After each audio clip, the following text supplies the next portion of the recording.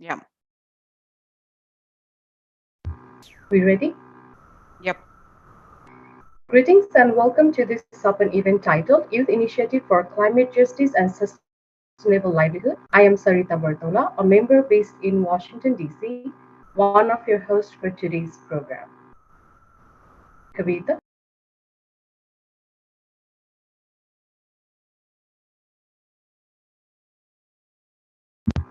Kavita, you are muted.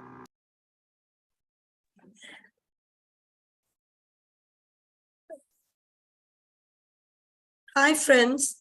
I'm Kavita Shrivastava. So we are two of us, one really young and one with who's all gray. And that is what I want to tell you, that Sapan, the South Asian Peace and Action Network, which we launched in March 2021, which is a culmination of a very, very long process. Many of us have been into this for long. And for the first time, a kind of broad network of coalition of intergenerational, cross-border, cross-regions, and cross-diasporic individuals and organizations came together to constitute it. So we regularly hold public discussions, and on the last Sunday of most months, we're doing webinar. I'd like to just share a few more things about Sapan.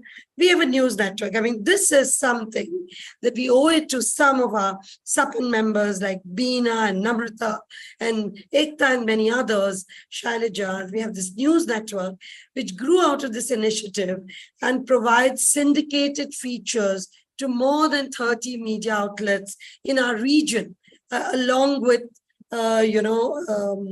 in wherever people all over the globe who wish to read about it. And if you would like us to connect with any media that would love to have news like ours, then feel free to contact us, connect with us, pass them our numbers. Now, all this is carried out by a team of committed volunteers, which means this loose institution, this loose network, everybody gives their time pro bono. Let's come to today's subject.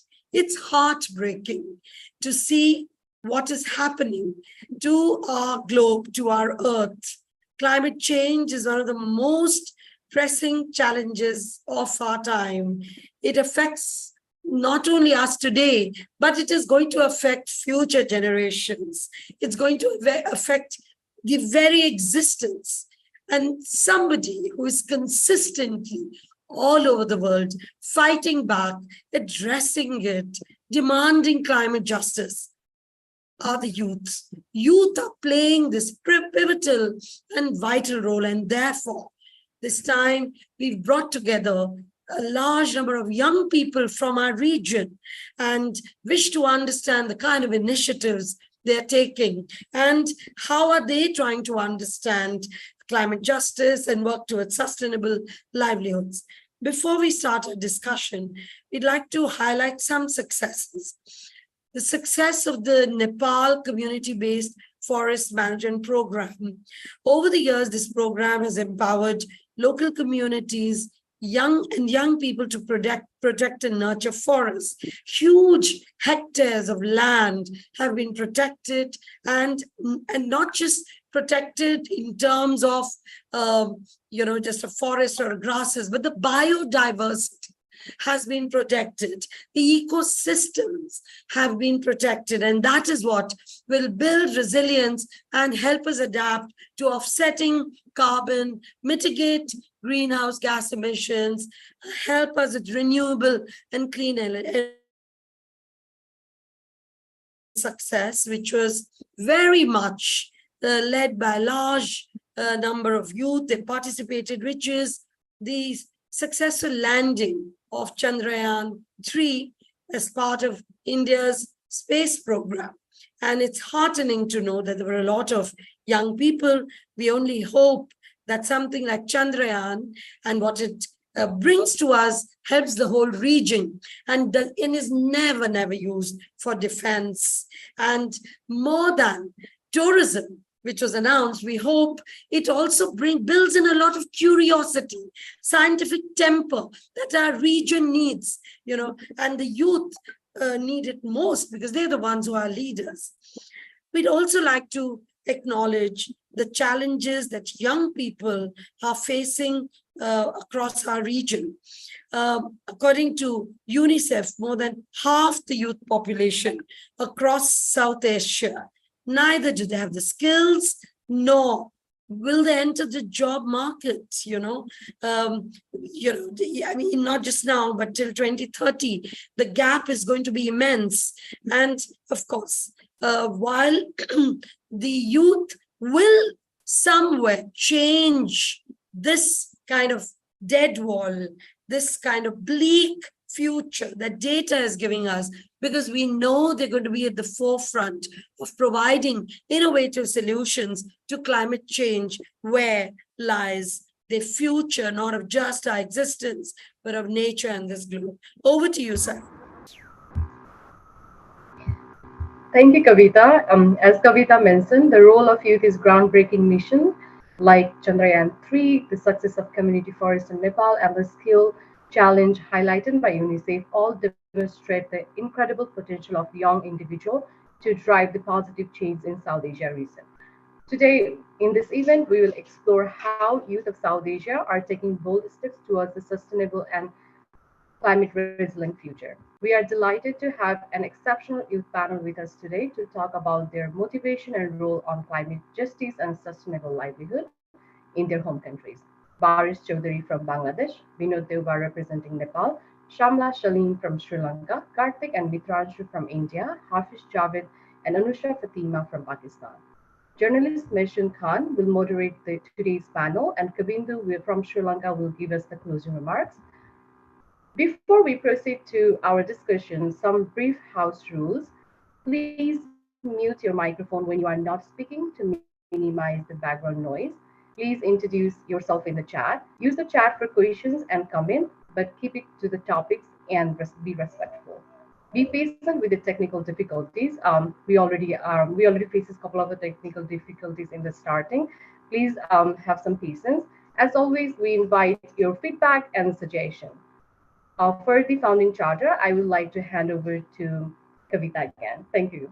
Over to you, Kavita. So, friends, I'm extremely privileged. I'd like to say that once again, that Sapan is a loose network with a vision, and with a vision that'll help us work for a long time in the future.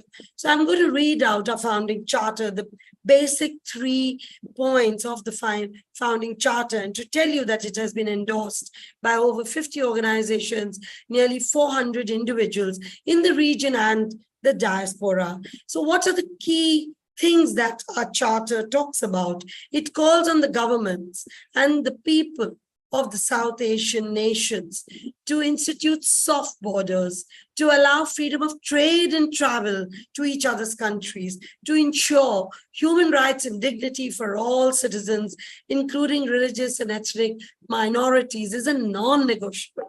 It also calls out that there should be cooperation, particularly in the areas related to public health, culture, legal reform, prison reform, education, environment, and climate change. What is very interesting, it is in so many languages.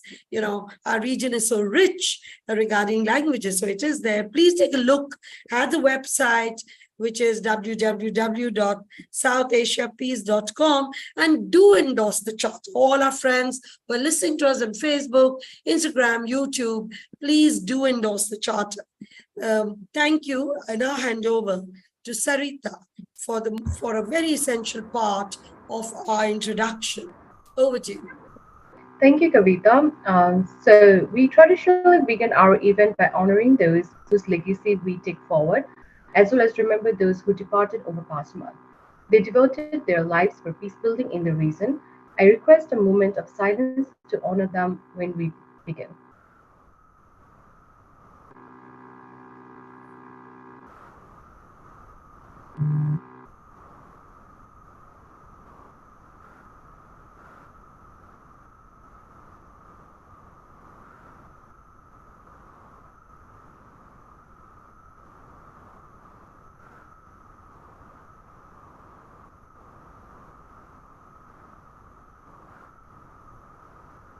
Thank you for sharing this screen, Bina.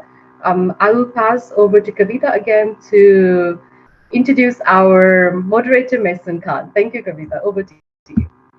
So it's once again, I'm extremely proud to introduce you to journalist Maysoon Khan, a very young moderator for today's panel discussion. She's a graduate of Emerson College, Boston. Maysoon reports on politics for the Associated Press in the state of New York. She has worked with the Boston Globe. Over to you, Maysoon, and welcome once again, everybody, all my friends who are in the panel.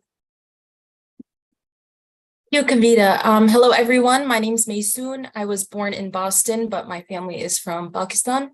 And I'm honored to moderate this panel discussion today on youth initiatives for climate justice and sustainable livelihoods. We really look forward to a lively and introspective discussion. We're going to use a pretty straight format. I'll introduce each of the panelists. I believe there are 7 total, and I'll invite them to share their unique perspectives. That will set the stage for the discussion, and I hope I will not do injustice to the great work all of you have done by keeping the introductions very short. It was very hard to pick out the favorite things about each one of you. And once everyone has spoken, we will have a second and final round where each of you can either add to what was said before or respond or engage with other panelists. And we'll also open it up for the audience if they have 2 or 3 questions, depending on time. So to begin, I wanted to start with Barish Chaudhry from Bangladesh. He has worked for the UN Foundation in Washington, D.C. in their Energy Access and Climate Program with short stints at Amnesty International. Right now, he writes op-eds for the largest circulating English newspaper in Bangladesh, and his main interests lie in the nexus of human rights, climate change, and renewable energy. Now, Barish, I know you also have a background in law. How have you used law as well as your passion for climate justice in the work that you've done? Hi, thanks for that introduction. So I currently also work for the Bangladesh Environmental Lawyers Association, which is an organization founded in 1992, before I was born, which does a lot of work on public interest litigation on environmental issues. This is sort of the bread and butter of that organization. We work with communities of traditional livelihood earners, farmers, fishermen, forest dwelling communities, etc. We give them legal aid. Often these are communities that don't have access to recourse of law. And as a result, the environmental harms that they are facing, both from climate change, but also from man-made pollution or encroachment, often misguided development projects, etc., they often don't have any sort of legal recourse or respite. And so we offer them legal aid. We work with those communities to try and find avenues of access to justice. Can you tell us more about maybe one of your most favorite projects you've worked on? Was there anything particularly infuriating or, a clear injustice happening? And can you tell us about how that went? Sure. I think one of the biggest cases we worked on, I believe it was last year, was a case on air pollution. Dhaka is currently one of the top 5 most polluted cities in the world. Often it's number 1. Air pollution in Dhaka is so bad that it on average reduces life expectancy by 7 years. People are generally breathing poison in Dhaka. When there have been so many sort of plans and policies that the government has taken on over the last 15 years, and nothing's really worked. I think often we think about access to justice and legal avenues. They're not the first thing you go to. They're not, it's not advocacy, it's not lobbying. It's sort of the last thing, it's the last resort. We took this case on air pollution to the court because it was the last resort, because we had gone 15 years without seeing any improvement. In fact, it was getting worse and worse and worse. We put together, I think this was particularly, something that I really cared about, because I see that, especially for children and elderly people in Dhaka, the air quality is so bad that it's causing them tangible, visual, physical ailments. We compiled a lot of research on this issue. So I have a background in law, but I'm not a barrister. It's not really what I'm interested in. I'm much more interested in finding research and finding stories. And so we did a lot of research. We found a lot of really interesting statistics. We found a lot of really interesting anecdotes, and we compiled all of that into a case, essentially taking it to the court to say, like, look, we took this to the High Court division in Bangladesh, and we said, like, as a court, you have a responsibility to tell the government on behalf of the citizens that they have to, like, fix this, that there are certain things they need to do. They have to lay out an actual time-bound action plan to fix air pollution, not these sort of grand visions of like, oh, by 2050, when we're a developed country, air pollution won't be a problem anymore. Don't worry about it in the meantime. You have to come up with a plan of what you're going to do 6 months from now, what you're going to do a year from now, and what you're going to do to make sure that this isn't a problem 10 years down the line. So I think that really, that one stands out to me because I think it was a lot of really interesting research compiling all of that, but also that we were really trying to enact policy level change on something that impacts, a city of 20 million people. And I think being a part of that process, and of course, we're still a long way from seeing the benefits of that process, although we are seeing the movement on the legal front. The court has issued an interim order. It has told the government, you have this much time, come back with a plan. And we're also all of a sudden seeing some pieces within the government moving. So one of the first things, I recently had a meeting with several government officials on this. One of the first things that they had to do was develop more high quality data to try and find exactly where the root causes are of the air pollution. And that is an initiative that, they should have taken 15 years ago, but it's finally actually happening. So we are seeing slow incremental progress. And I think it's really great to be a small part of that process. Definitely. And I think air quality is such a pressing issue, not just in Bangladesh, but everywhere. Even during COVID, when there were less cars on the street, we saw air quality drastically improve. So there's potential there. Thank you so much for that. And I wanted to turn to Anusha Fatima now. She's the co-founder and CEO of TrashIt, a startup in Karachi that aims to create awareness and engage residents on how trash is managed in the city. Anusha, there's an immense lack of waste management infrastructure in Pakistan in general. Can you talk a little bit about your startup and the approach you took on as a young person battling the issue? Hi, Maysoon. Thank you so much for the question. You're absolutely right. I have been an entrepreneur since I was a university student. And one of the key motivations that I had to start my own journey in this space of waste management was that as a resident, as a citizen of Pakistan, I did not want to see my city and my country overall so dirty, so littered. And at that point, when I was still studying, at that point, I was faced with a few options in front of me. One was like a huge lot of people who would choose to completely ignore the issue. And at some point, I would accept that at some point, I was also one of those who would ignore this issue of waste management. The other option that I had was, start to find someone who I can put the blame on. Who is it? Who's responsible for this? And actively protesting against that. And the third option, which I opted for, was seeking and bringing forward a solutions approach. How can this problem be solved? What is it that I can do in my individual capacity to maybe create a small impact, but some change coming forward, some sort of inspiration for others. And that's really why I started my business within trash and waste management. We named it TrashIt. Our focus has stayed on recovering organic waste and making nutrient-rich compost from it. And while we're doing that, we have been empowering different organizations to start composting within their spaces. We've been engaging a lot of residents, communities to decrease their waste footprint by adopting more sustainable practices and even starting composting in their own houses, going towards growing their own food. And it has honestly been such a rewarding process. It's been 5 years now that I've been doing this, and alhamdulillah, my business is profitable.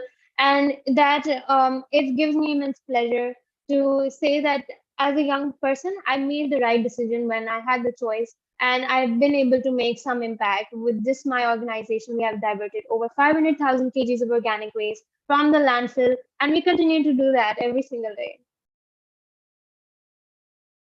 Thank you. And I wanted to ask, what's the biggest challenge that you're facing with your startup? I know education and educating people is one thing, but what's kind of the biggest thing that stood out to you?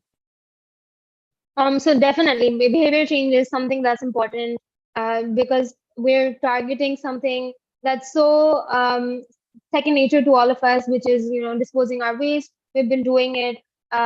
We've been disposing waste together, all together mixed up. So we're kind of focusing towards getting people to start segregating waste at source into at least wet and dry.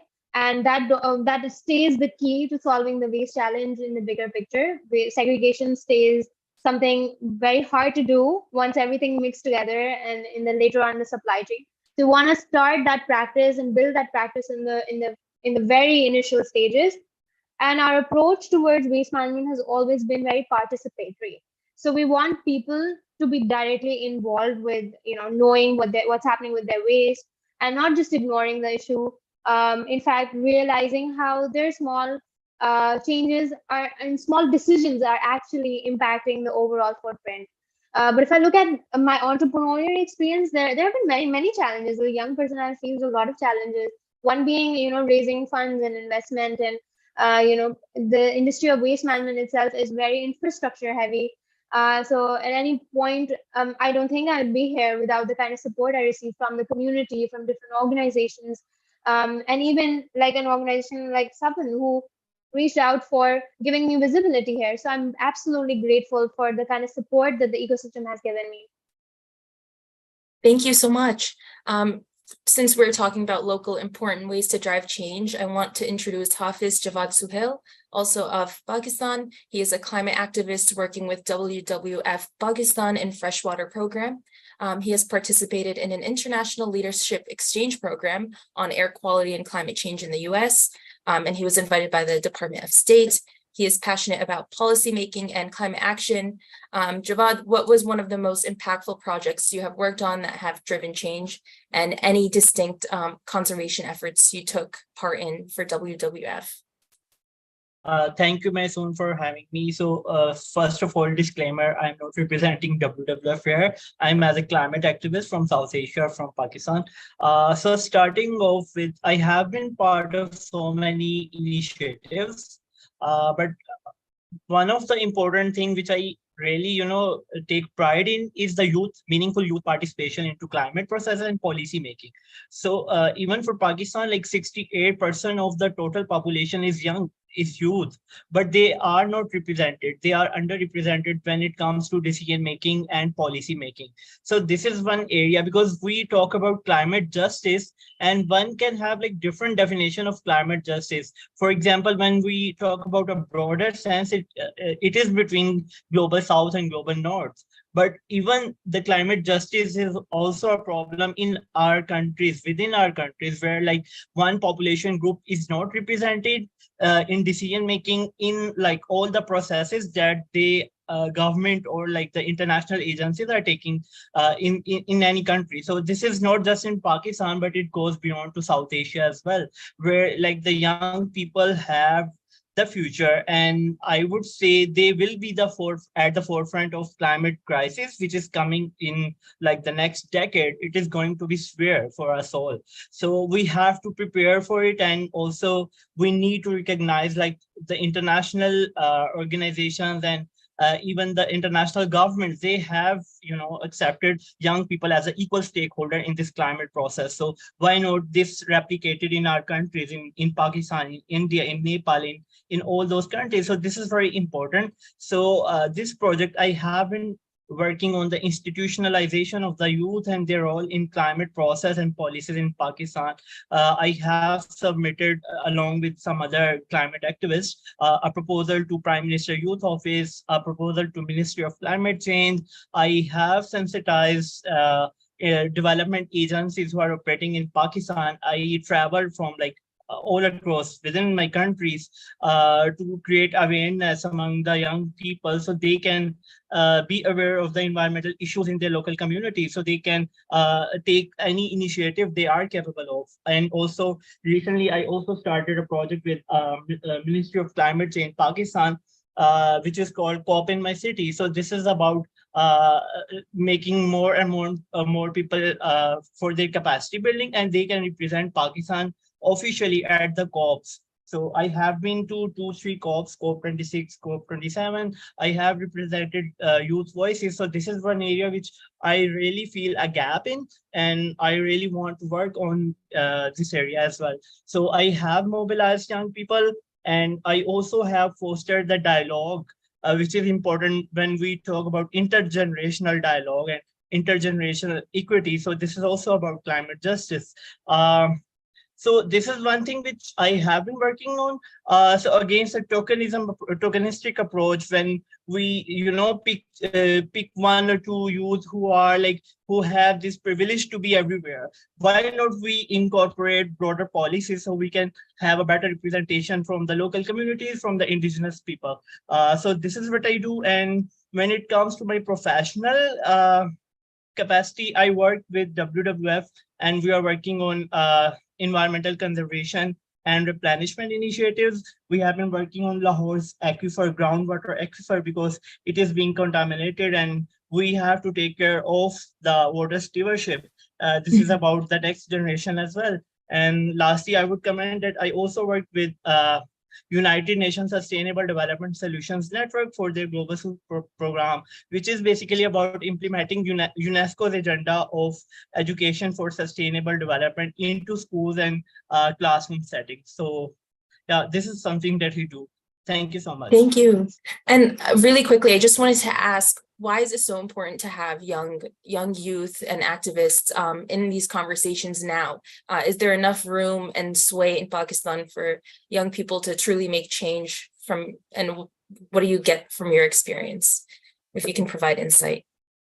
Yeah, sure. So first of all, the important thing is to understand that this is about 70% youth population in Pakistan, which is really one thing important, because we are taking decisions. The political leaders are taking decisions that will be, borne by these youth who are 68% now. And this is also about we are facing climate crisis in Pakistan, for example, flooding, extreme heat. We are facing glaciers melt down in our north. So there are so many environmental issues, but I think this is going to be the youth who will basically, bridge the gap, the knowledge gap, when we are transitioning from fossil fuel-based economies to environmental sustainable economies. And they are also the ones who basically represent the local communities at all decision-making tables. So this is important that we give chance, and not just give chance, but this is also about, leadership role, that they can have a better role in the society and at the national and international level as well. So they have shown their leadership role at international stage as well. Got it. Thank you so much, Hafiz. And next we're going to go to Binod Doba.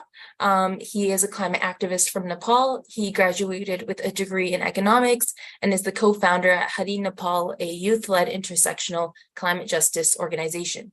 Binod, you have actively campaigned for civil rights movements since the age of 16, which is impressive.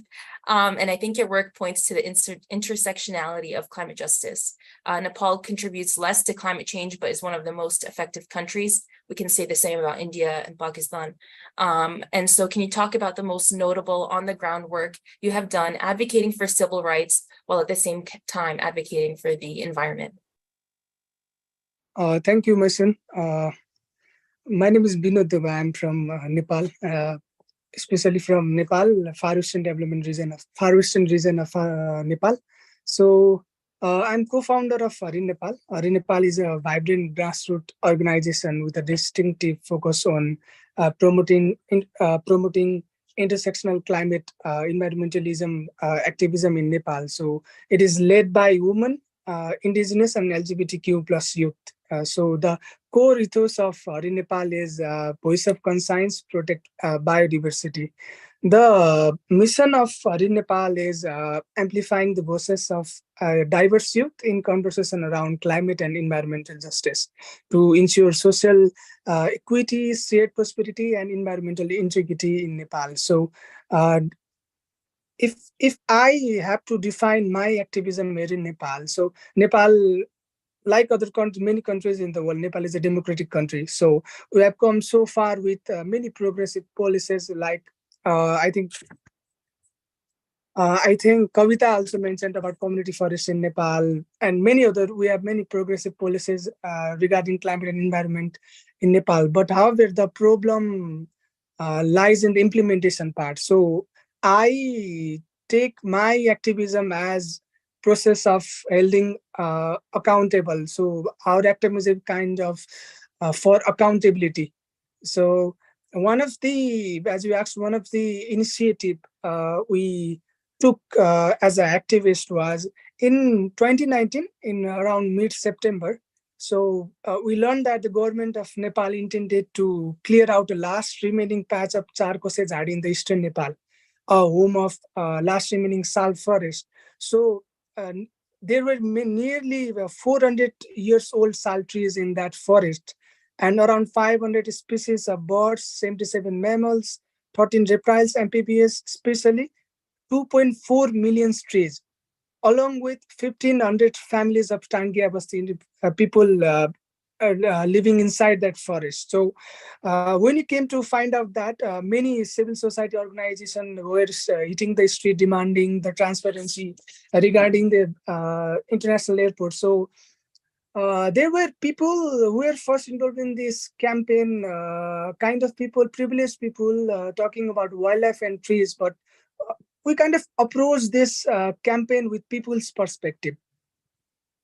When I say people's perspective, we talked about social and economic perspective. The people directly or indirectly who are going to be affected by the airport around the region, especially Madhesi women who are dependent on that forest. So the Tarai region, Madhya region of Nepal is already facing the problem of desertification. So if we build the airport was, if the airport was to be constructed, it would be by area, it would be largest of South Asia. So small country like Nepal, building an airport, largest airport in the South Asia, along with there is no transparency. The EIA of the project was copy pasted from a hydropower project. So there is kind of many things involved in that issue, but particularly we approach the issue with people's perspective, talking about the women indigenous community will be affected by the project,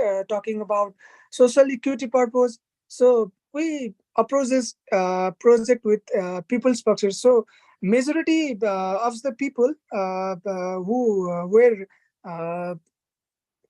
protesting in this campaign kind of faced, Nepal is a developing country. So the rhetoric, the narrative in Nepal, rhetoric of political leader as well as many people is like, they kind of tagged us with anti-development narrative. You are against development.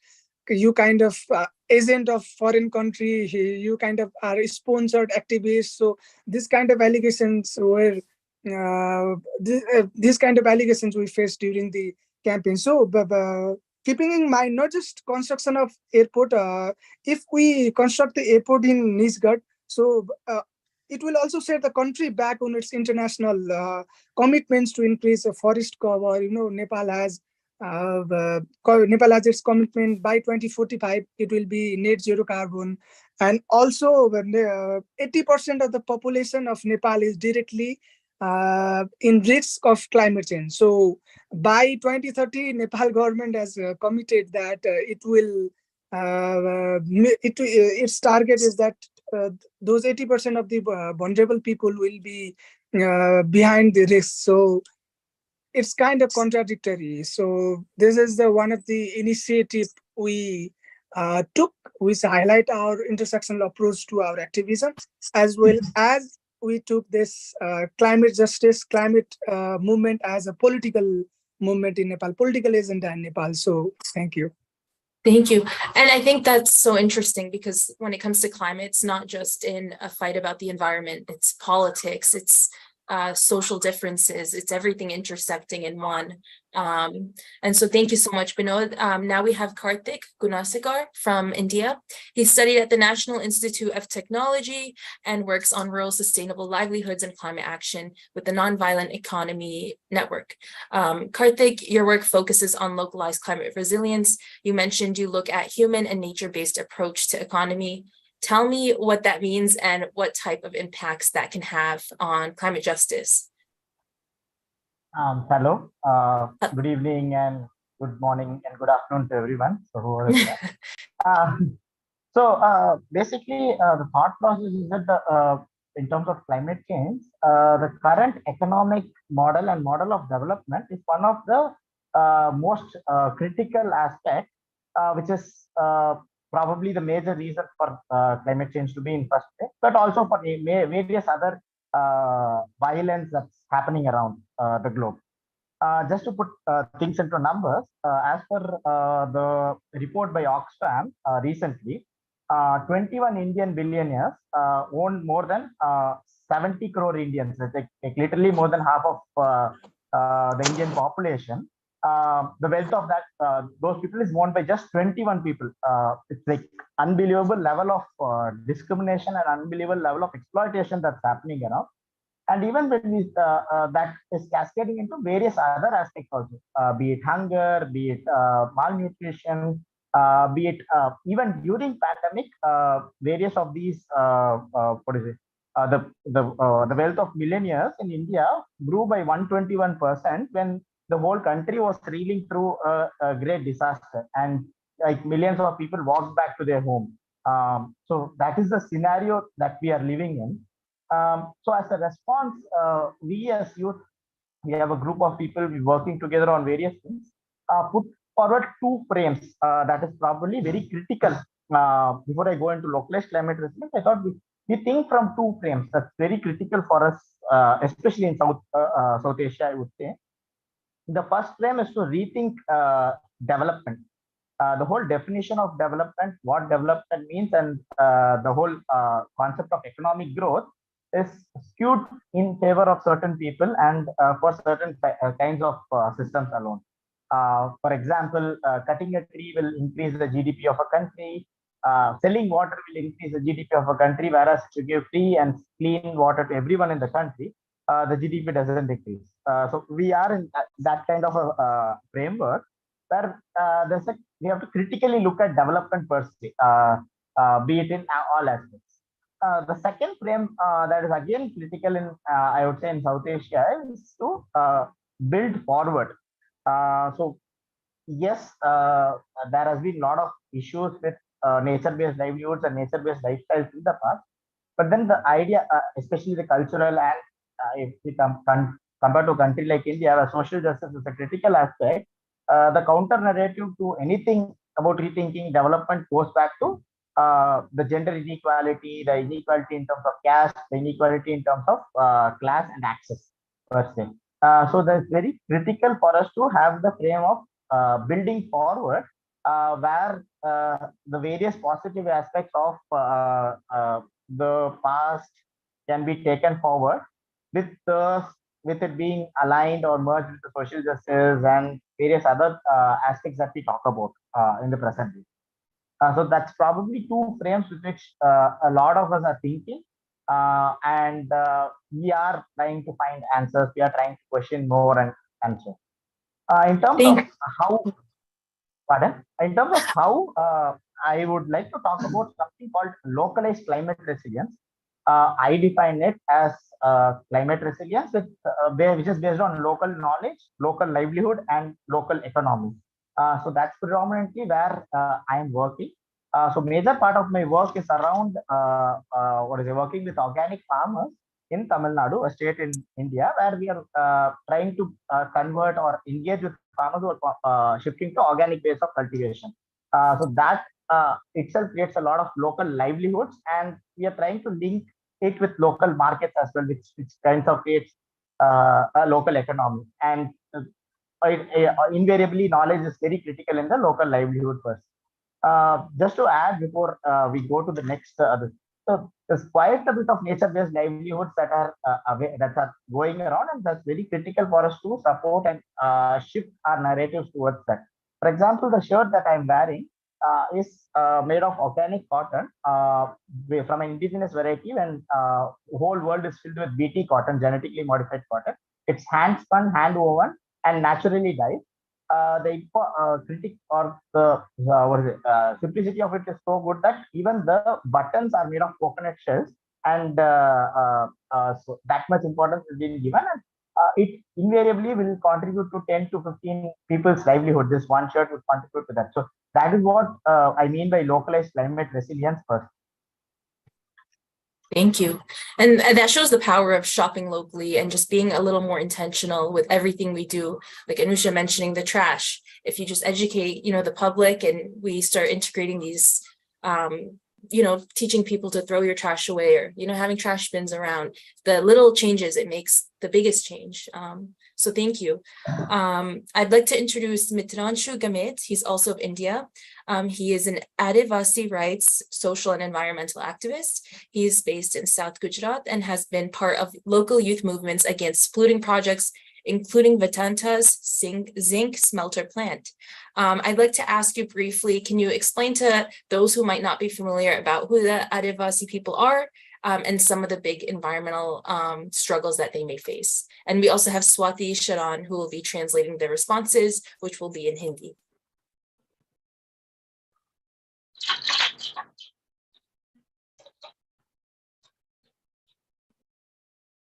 You need to unmute. Oh. Yeah, okay. Thank you. Johar to everyone. And thank you, Sapan, for this wonderful opportunity. Here I'm representing our tribal community. And when I was 16 years old, I started working for our Adivasi rights through our water, forest, and land, protect the hills, the rivers, and waterfalls. We had to fight for natural resources.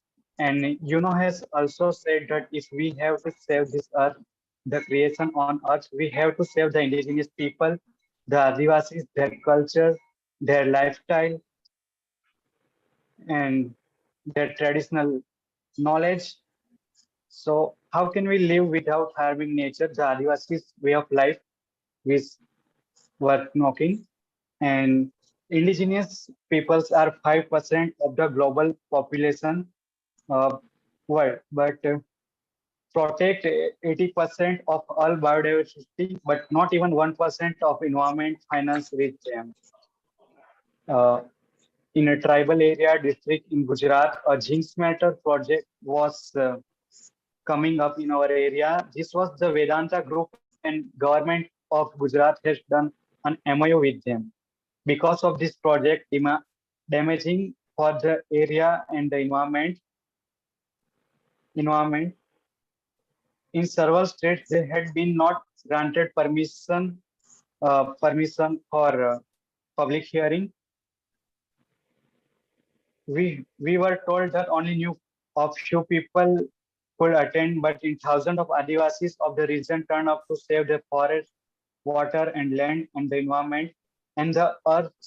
The people clearly told the bureaucracy and the local people representatives that they will not allow this project.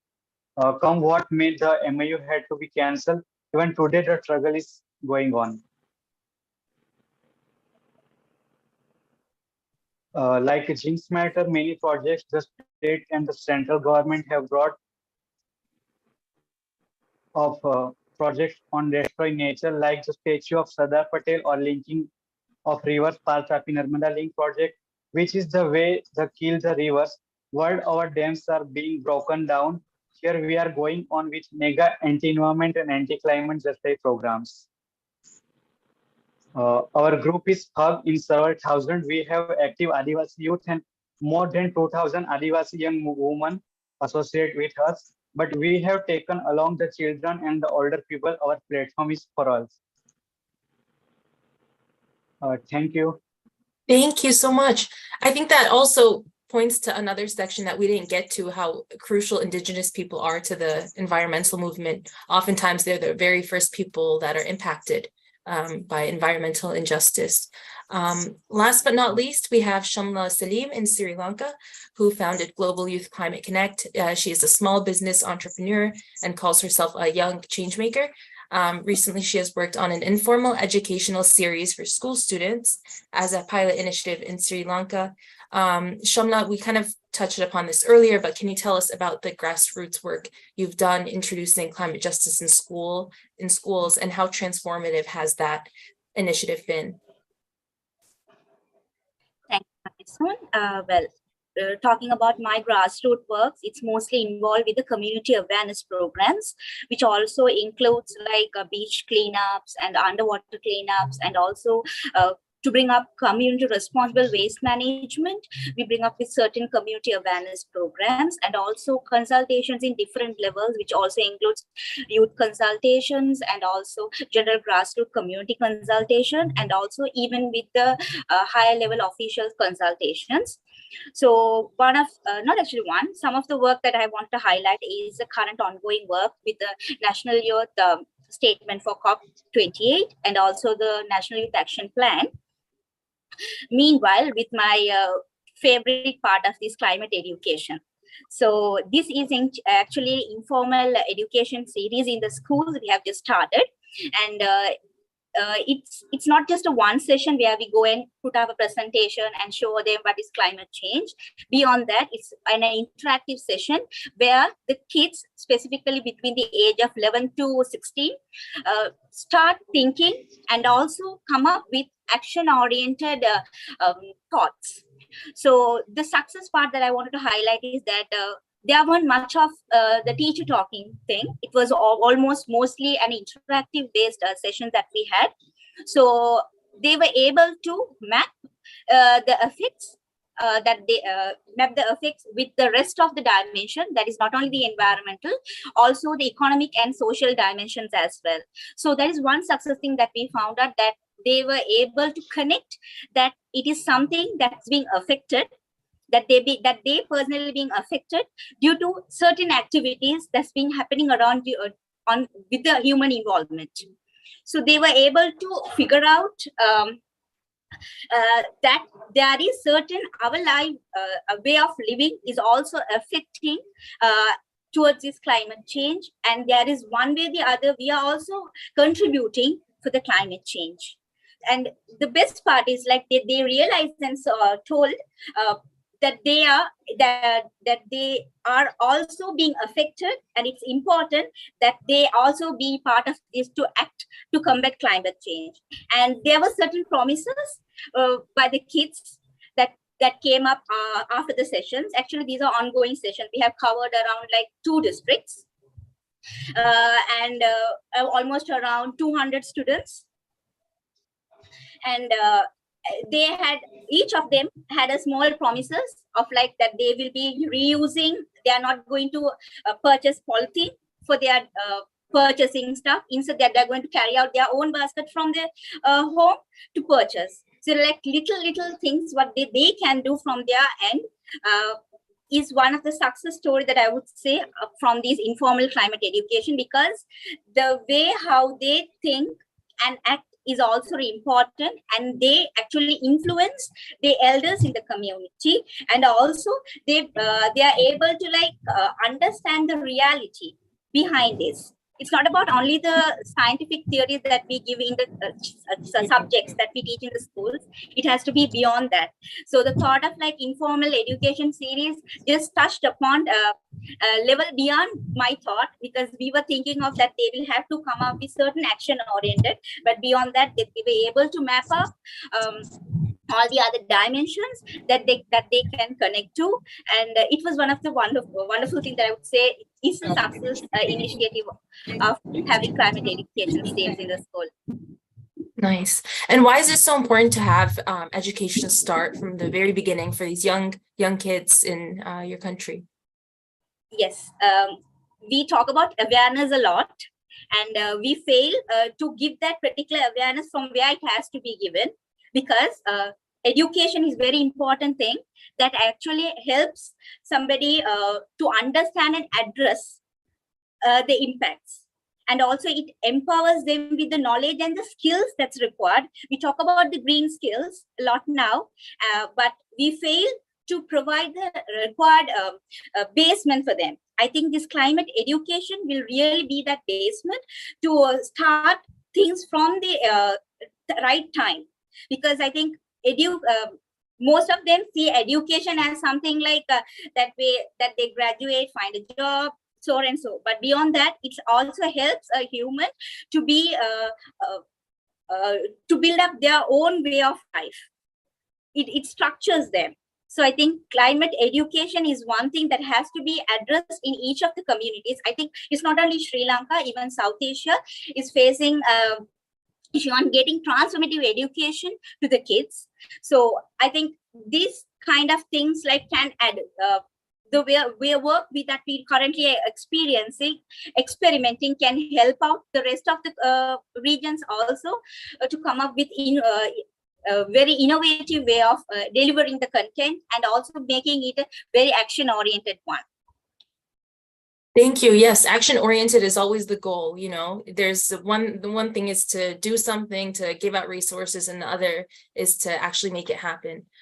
So I think that's so important. Thank you, Shamla, and everyone else for speaking. Now we're going to open up the panel for anyone who has questions. Feel free to throw your questions into the chat, or if you want to unmute, that would also work too. If anyone has questions, I think we'll do 2 or 3.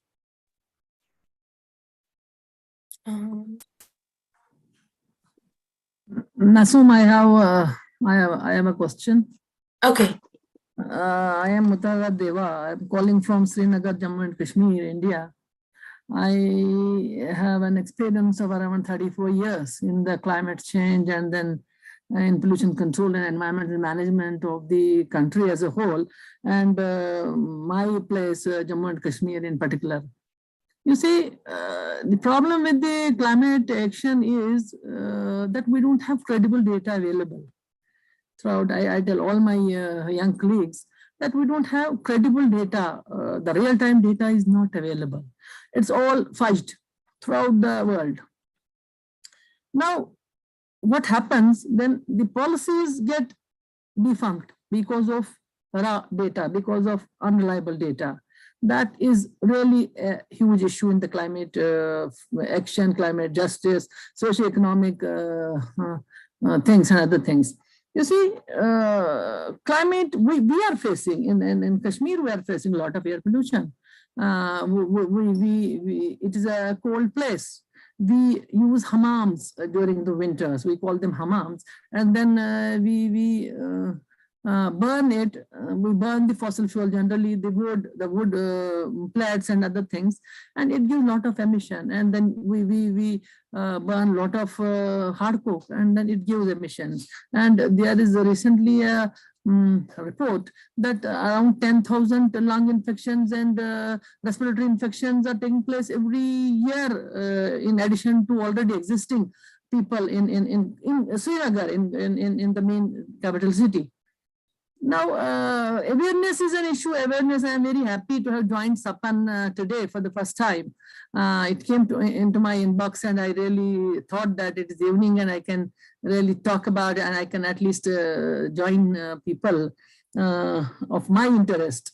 Now, really, it requires to be seen that what can be done practically. Implementation is a huge issue because in the government there is no policy with the government administration and with the government machinery.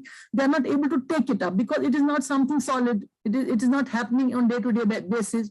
We are facing a lot of glacier melt. We are facing black snow. Recently, one of our artists has gone to a place and he has seen the black snow due to air pollution. The crafts constitute the trucks and buses coming to this place. They contribute, and I really want everybody to really think on creating a data bank, a common.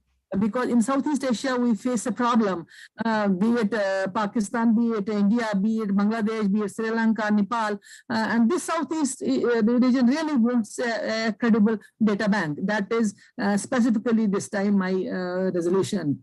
Thank you so much. Thank you. Did you have a specific question, or did you just want to kind of point to the fact that data is so hard? I think everyone can kind of relate to that who's been in this field. I saw nodding heads. Would any of the panelists like to respond at all? Yeah, I can go for it. So she's absolutely right. This is, one of the major issues, because when we translate our, actions through policy, so it is really important to have, reliable data. And it is one of the issues in, for example, developing nations, where they face issues, for example, air pollution and all that relates to public health when it comes to air pollution. This is one of the area where, we need data. And also, for example, I work on groundwater resources. So all has been contaminated already. So we don't have data from that as well. So I think one of the issue is like when government agencies, or for example, international organization or NGOs, they are working in any area, so they need to coordinate for the data collection and sharing, and for having like dashboard on some of the I would say where it comes to science and programs, for example, water and climate change, for example, air and climate change, even for when it comes to gender and climate change, and when it comes to even preserving the indigenous knowledge from that community that know better how to create a balance between the environment and the economy. So there we have gaps, and I think everyone will agree on this area, but how we can better move on so we can have sustainable development is really having a concrete plan through our maybe national governments or through our private sector as well. So yeah, she's absolutely right. Thank you. I'm going to go to the next question just so we can fit a few in. We have one from Shir Afghan Tareen. Could you share, this is from them, could you share a story from your work that led you to discover intersection between climate justice and food justice? For example, like growing and sharing food independently, or reproductive justice. And so any intersections between climate and those two. If any of the panelists would like to answer. So Karthik here, probably I'll give it a shot. So there's like a lot of intersection between food and climate change. As I told, the way our food is being produced is very critical for us to understand that the environmental impact, the impact on the farmer, the impact on our health, and the whole alienation of us and our food system is one of the critical reasons or behind how the production of food has changed from climate or environmentally conscious way to a drastically environmentally impactful way. The amount of fertilizers and pesticides used are directly related to climate change, with the amount of nitrogen oxide being emitted due to the fertilizer use. So in that case, and adding to that, the issue of malnutrition and other aspects which comes with the usage of fertilizers and pesticides is very critical, and it is directly correlated with climate change, I would say.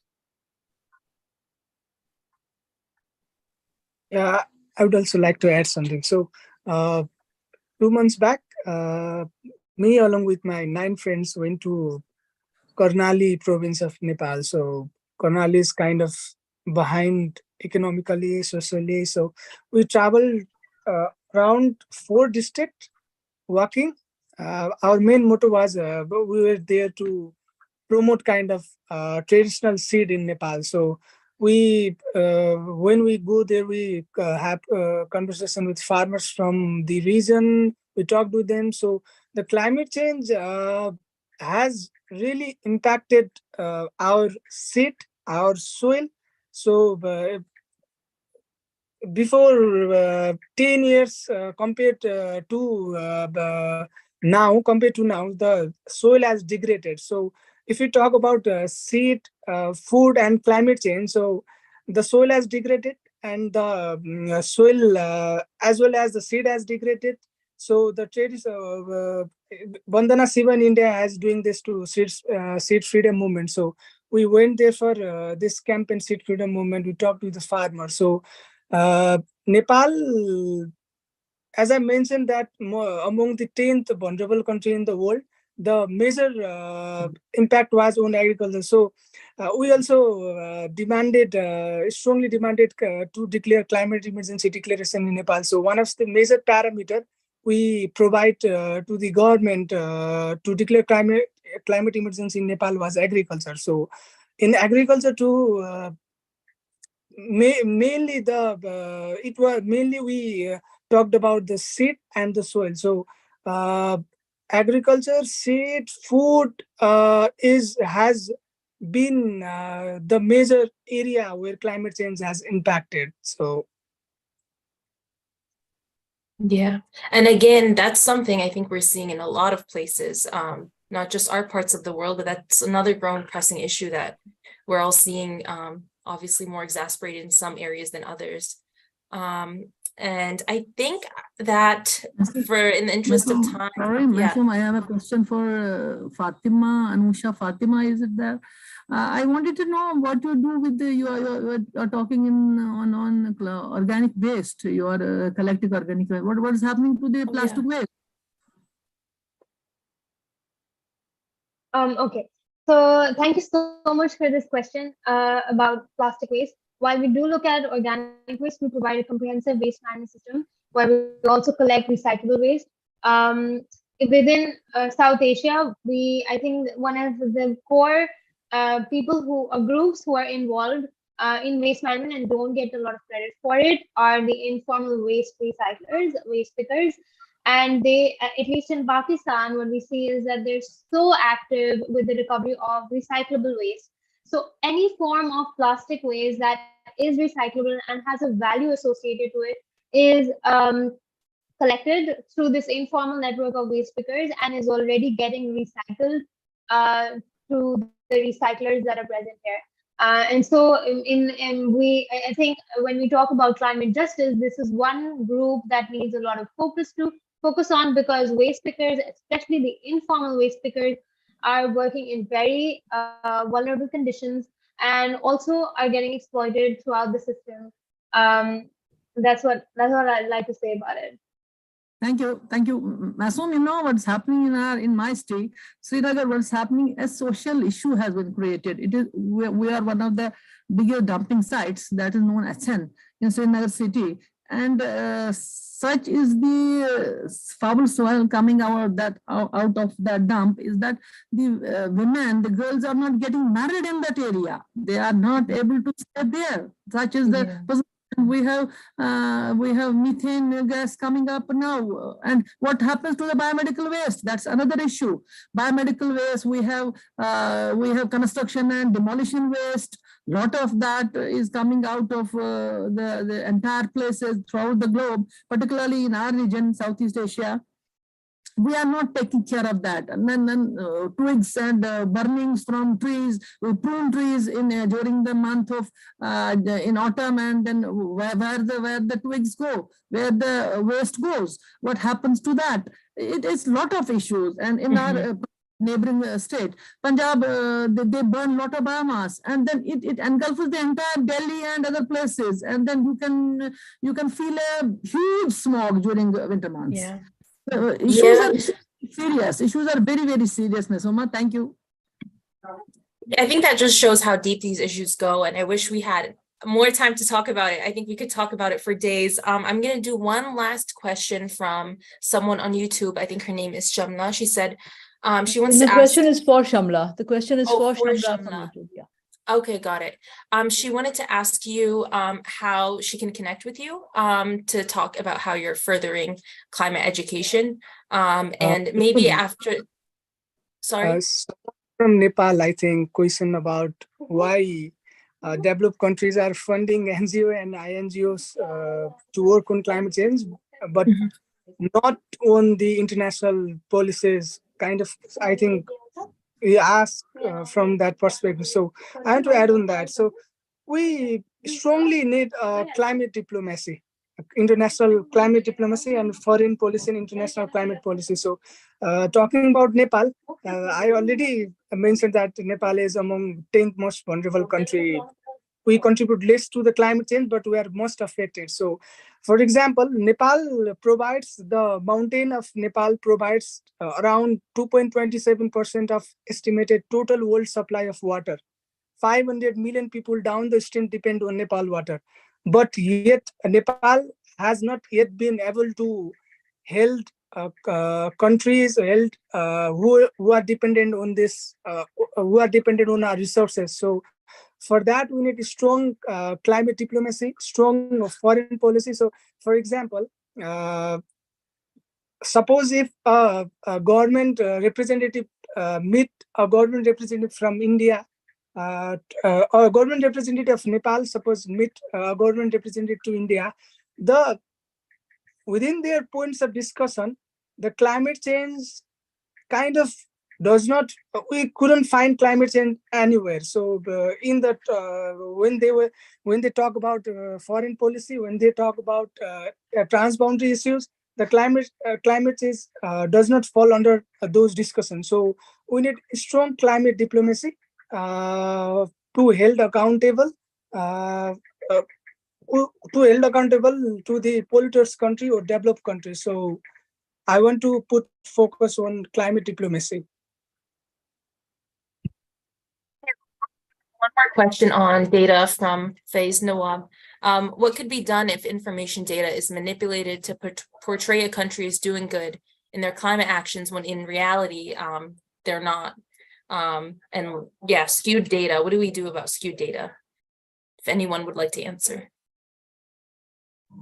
Yeah, I wanted to jump in on the data question, both on the first data question that we had earlier. I think, the point was made that high quality data is essential, and implementing any sort of policies or designing any sort of policies is very difficult without the availability of high quality data. One of the things in the air pollution case that I talked about that we had demanded from the court, and we did get this in the interim order, was to increase the number of air quality monitoring systems in Dhaka. Previously, there were two, one in the National Meteorological Bureau and one on top of the US Embassy. That number has to be increased because without it, you can't identify exact sources, which areas are being the most affected. On the issue of skewed data, I think this is the limitations, I guess, of what we get. Climate change for the longest time, this is now, the mythos of the origin of this. It was hidden by the oil majors, even though they knew it was happening. And they did this through skewing data. I think the only way you can really sort of combat this is to make sure that you have independent watchdogs, independent monitoring, and really, really strong civil society advocacy to hold these things to account. We are already like decades behind on climate action because we fell prey to like a massive advertising campaign based on skewed data. We have not been able to hold those people to account since then. But there is this real issue that countries will underreport their emissions, countries will overreport how much they're accomplishing and what they're doing. We're already seeing this sort of hiding behind like voluntary carbon market schemes and false solutions and things like that. So I think it really is on really strong independent monitoring mechanisms, and that's got to come largely from civil society.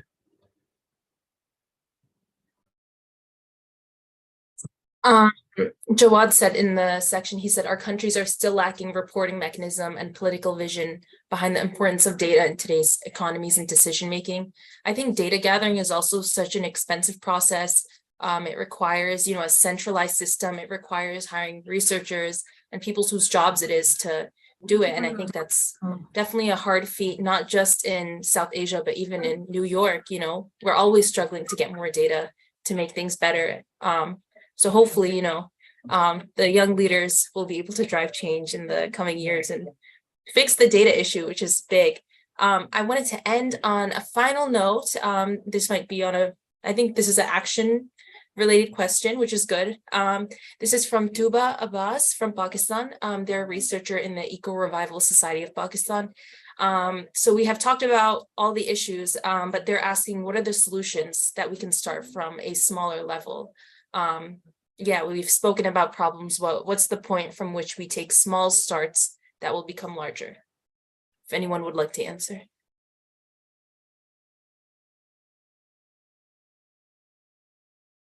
Yeah, I would like to take that up. I think the first thing is to educating our own self about the issue of climate change. That's something that's super crucial because while we have a basic understanding of what climate change is or what we are learning from the media, it's important to do our own research and be aware of how that's impacting our lives and the lives of people around us. And then seeing what is it that's in your capability or within your resources that you can do to participate. So once you're aware yourself, start advocating about it, talking more about the issue within your friend circles and family, so that you become a voice for solution towards this issue of climate change. Then the second would be to reach out to organizations that are working in the space and become be more involved. So from startups to even development organizations where you can maybe engage on projects or places where there is an active action that you can take up. And then to be a community leader, you don't need anyone. Honestly, to be a community leader, you just need your own will and an action plan of how you can do things within your influence circle. And then beyond that, if you're looking at, we don't have to be a community leader. You can also just start really small by the things that you can do as an individual, and in making sure that you're no longer impacting the way you were initially to the earth. I also think kind of small, just I'd love to chime in, even though I'm not a climate activist, even it's like small formed types of activism. Like if you're at the beach in Karachi, pick up some of the trash, try to just, people will see you picking up trash and they'll pick up the trash, because I think it's like such the norm. And I'm from Multan, but it's the norm. You just throw your trash on the ground and you continue your day. And people don't think anything of it, but I think if they start seeing people, your average person picking it up, I feel like even that just makes the biggest change. And then we had one last question. It's from Pravin Chand. I was having trouble understanding it. If you're on here, please, you can unmute your mic. But he asked, on developed countries, are they only working from supporting NGOs, or do they really take and work on the solutions? Or actually, Bina wrote me a concise one. Let me read this. Do they only support NGOs working on the issue, or are they taking their own steps to do this? He's asking about developed countries. Maybe I can jump in here. So what I understood is, I think he's basically asking about if the NGOs are basically implementing the right solutions, because they are getting funding, they are funded by international agencies or through whatever the funding is available, but what they are creating as a solution for climate crisis, is it really something that this local community needs? And is it what they are basically caring the environment instead of like greenwashing or some other thing? So this is really a question, and I think now there is more awareness and there is more, activism on this issue, and NGOs are, aware of this as well. So they are working in this area, but again, we are not 100% sure everything. So yeah. Well, thank you everyone for the fruitful discussion. I'm going to pass it back to you, Sarita, I think. And thank you all for letting me moderate this beautiful talk. Sorry, just ask me, Ekta, will we be able to play that video? You can play the video. Or actually, Neelam Pari, I see she's on the call, so maybe she can say something. Let's play the video. Okay. I think that's how she had prepared. So we have one more video from one of the participants already in the call. Give us a few seconds for the technical glitch that we have mentioned earlier. We'll play her video and then we'll jump to the closing remarks. Thank you. I'm giving the floor to Ekta to share the video. Please be patient when we are trying to figure this technical issues here.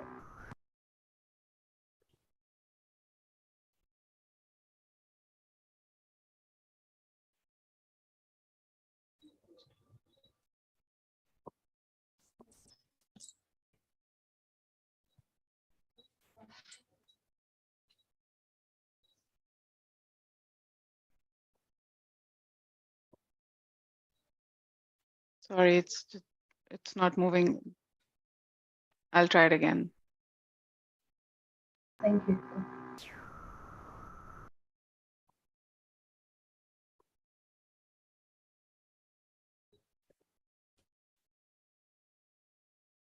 This is Neelam Pari. Currently I am serving as Chief Operation Officer SDGs Academy of Pakistan.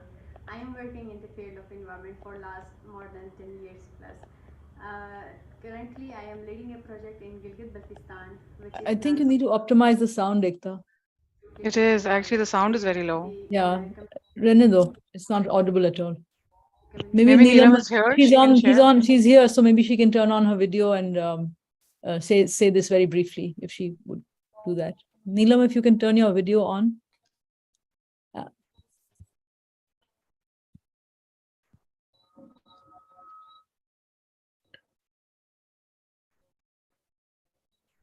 If you're not ready, we will share these videos on our YouTube channel and social media post the event. So we will still cover this part. Yeah. Yeah. Perfect. Thank you. Awesome. Thank you, Ekta, for trying to fix the last minute glitch, and also thank you, Maysoon, for through an insightful discussion. Thank you all the speakers for excellent point. This is awesome. And in the meantime, we are heading towards the closing remarks. I would like to introduce Kavindu from Sri Lanka for the closing remarks. Kavindu is a law graduate and Director of Youth Program and Deputy Director of Program at SLYCAN Trust. I don't know if there is any short form for that. Maybe Kavindu can expand the whole form for SLYCAN, a non-profit think tank. He has over a decade of experience in climate change, sustainable development, and social justice. Kavindu has represented Sri Lanka in climate change negotiation and participated in various UN youth climate events. Over to you, Kavindu, for the closing remarks. Thank you, Sarita. Thank you, Sarita. In fact, I have to tell everyone that I'm very glad that I was able to make it today. It was so inspiring what I heard. I wish I could sort of comment on each and everyone, the youth speakers, the work that they do, the amazing work they do in their home countries.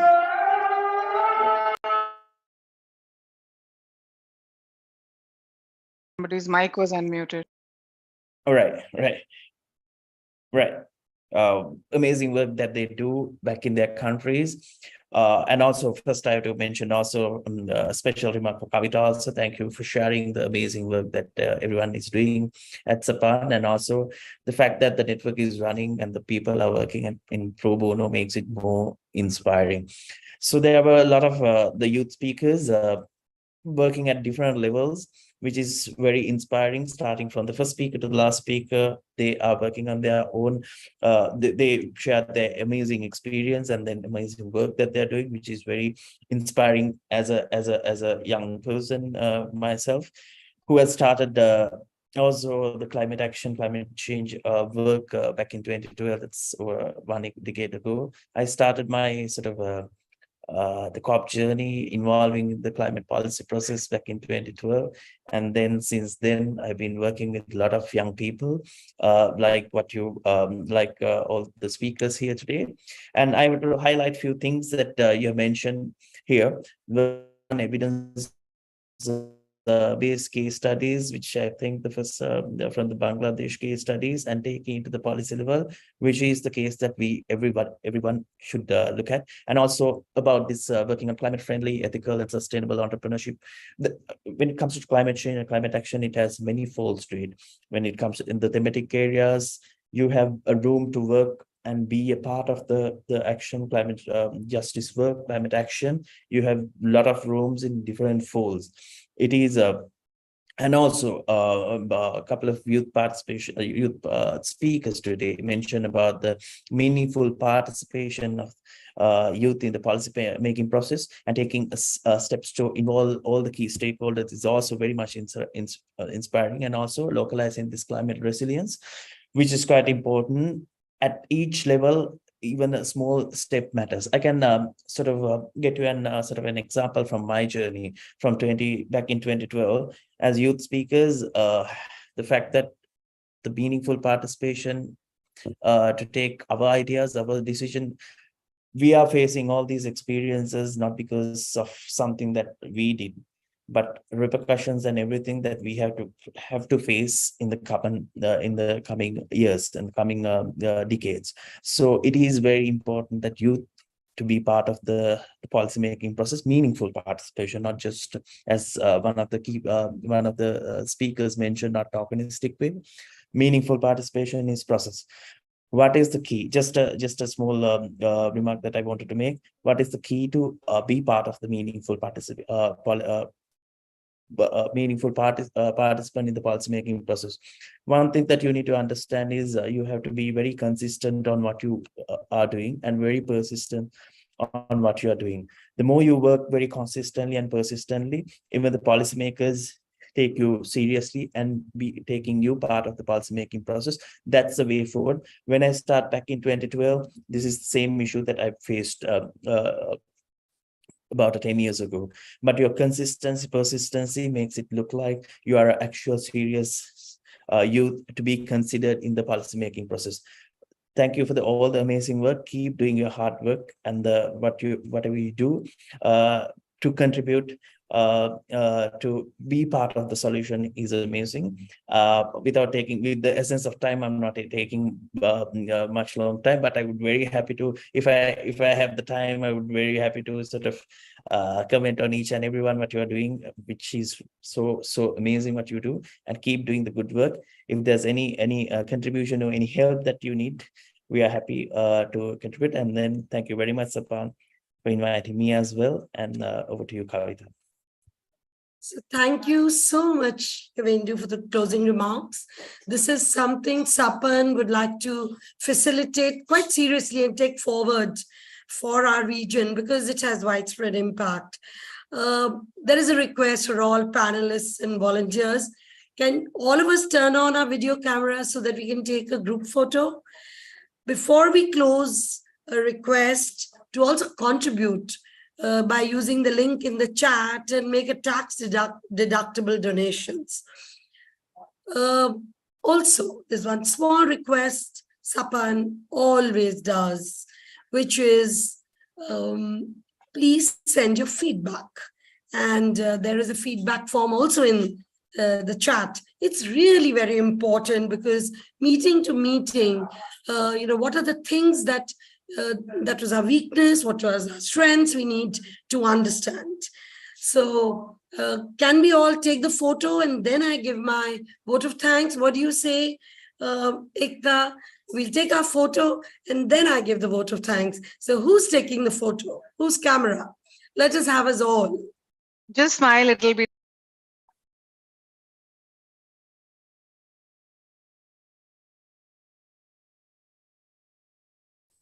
Just asking Mitranshu to turn on the camera. Mitranshu, if you can turn on your camera. And who else among the speakers is not? Mitranshu, apna camera Neelam, if you can also turn your camera on. I'm sorry we weren't able to play your video. आप भी अपना video on कर दें, Neelam, if you can. And anybody else who would like to be in the photograph. Sarah, Irfan, Swati just entered the waiting room. Mitranshu, apna camera agar on kar le aap. It's fine. Yeah, it's fine. Okay. So, Do it with whoever. thank you everybody for that lovely picture, which will go on our website. And I'm sure that you will also look back on this wonderful meeting. And let me tell you that it gathers a lot of responses over a period of time. Our videos are really watched. So let me begin by thanking all the people who made this event possible. Now, who were the Sapan volunteers? Special thanks to them. So it's Ekta, Beena, Shailaja, Namrita, Sara, Fauzia. And if I'm missing out on anybody, please, Beena, Ekta, one of you, Shailaja, please add. But a very, very special Afia. Sorry, Afia. Thanks a lot to you too. We need to thank each other. That's very important. And now, special thanks to all our panelists. Sarita and yourself. We'll come to ourselves a little later. Now, special thanks again to all the panelists. Barish, special thanks to you from, joining us from Bangladesh. That was really very insightful. Binod, Duba, representing Nepal, and all your insights were very, very important. Shamla, it was wonderful to hear you. And Kavindu, the wrap-up also was really brief and excellent. Karthik and Mitranshu, wonderful. The things that you shared, your insights, your work. Similarly, Hafiz, Anusha, thanks so much for joining and sharing about your work and the issues, the challenges that the youth face, and how the youth, which is really, really hassled with us, with our generation, it's like, this video will go far because it is like an appeal. We cannot thank Maysoon Khan enough, who moderated it so wonderfully, connecting everybody and keeping the issues in the spotlight. Thank you so much, Maysoon. And please join us for other meetings also. We look forward to meeting you next time. Very soon, we'll announce our subject for next month. Please do fill the feedback form and do contribute, however small it be. Thank you. Thank you, everybody. Turning off the YouTube live.